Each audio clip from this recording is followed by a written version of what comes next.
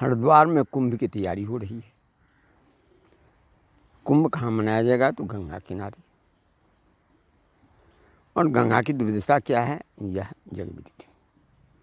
सबसे बड़ी विडंबना यहाँ की सरकार और यहाँ की तथाकथित अपने को अग्रगणी श्रेणी में रखने वाले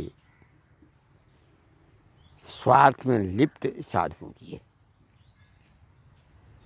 गंगा को उत्तराखंड हाई कोर्ट ने लिविंग एंटिटी का दर्जा दिया था, जीवंत नदी कहा था,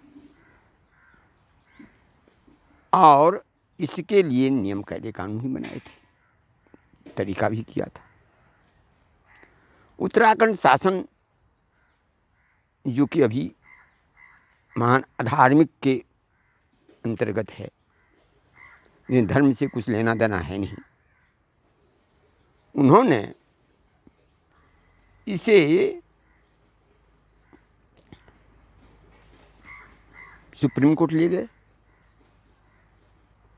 आज सुप्रीम कोर्ट में जब मातसदन इसमें कैबिनेट बनी तो इनके वकील ने मात्र 24 घंटा पहले, 24 घंटा क्या, उससे भी कम पहले फ़ोन से सूचना दी कि हम आपको इसी से मतलब है ना कि हम लिविंग एंटिटी पर स्टे कराने नहीं जा रहे। हमें जो यहाँ के चीफ सेक्रेटरी को और एडवोकेट जनरल को उसका दायित्व दे दिया है, इससे संबंध में हम जा रहे हैं। हम जा भी नहीं सकते थे, समय कम था, कागज भी नहीं दिखे थे, कागज भी नहीं दिया था। तो परंतु वहाँ से पूरा स्टे ले लिया, उसमें हम कैबिनेटर हैं। सुप्रीम कोर्ट कैसा, तो अन्य बहुत घटना तो इनके लिए इम्पोर्टेंट हो जाता है। और गंगा जैसी नदी जो पर्यावरण का भी पूरा संकट पड़ा हुआ है, यह इनके लिए कोई समस्या नहीं है, उस केस को पेंडिंग में डाल दिए हुए हैं।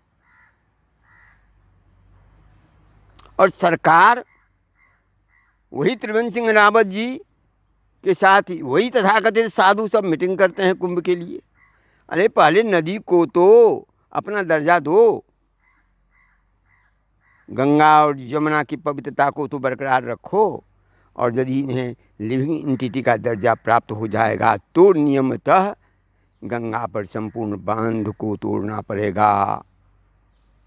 गंगा में खनन की कोई बात नहीं उठेगी।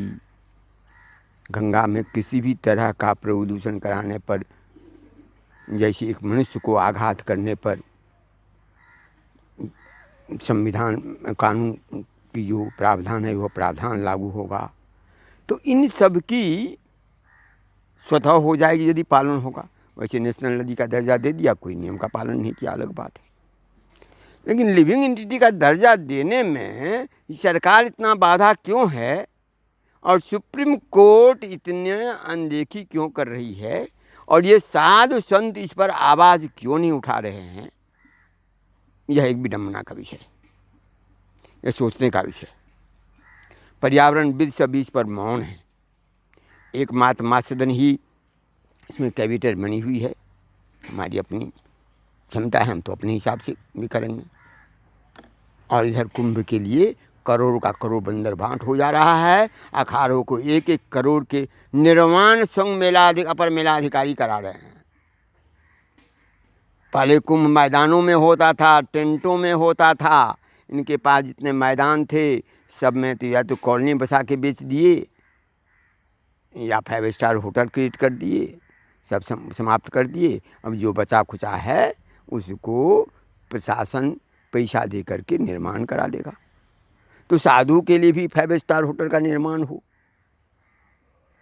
और जो आवश्यक कार्यवाही है वह होता ही नहीं है। अब सबसे बड़ी बात है कुंभ होगा कि नहीं होगा, इसका निर्णय ये लोग फरवरी में करेंगे।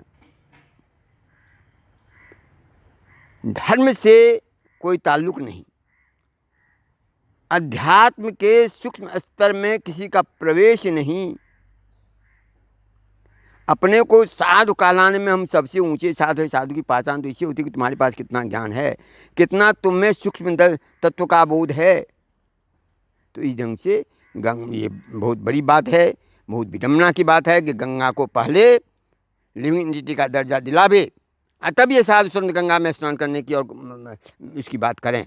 यदि नहीं करते हैं तो यह एक हिपोक्रेसी ही की जाएगी।